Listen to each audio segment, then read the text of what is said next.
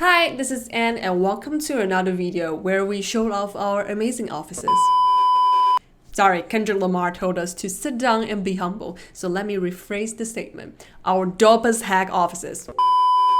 Okay, jokes aside, let's take a trip to Mexico, shall we?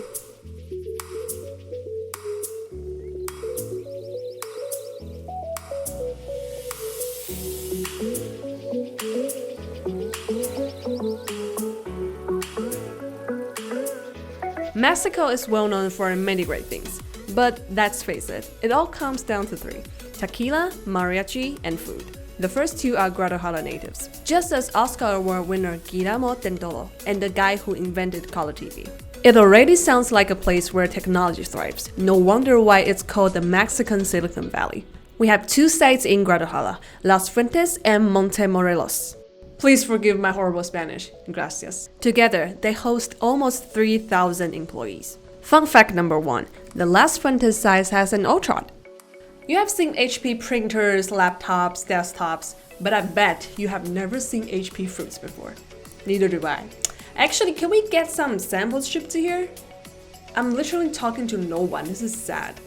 The most important business is finance. Almost 60% of our colleagues are part of this organization. And money is not all they look after. They have also formed internal volunteer groups to make a difference in diversity, social responsibility, women in technology, and many other topics. Plus, if they have creative projects on the side, they can use the printers in the Oasis to print canvas, digital, photos, laptop schemes, you name it, we probably print it.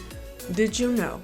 There's a tianguis, which means street market in Spanish, every Wednesday right outside of Montemorelos site, where you can spot some of our colleagues eating, shopping groceries, or clothes. Fun fact number 2, we have neutral bathrooms in Montemorelos. Cause we out here doing our best trying to include everyone. That's what we do.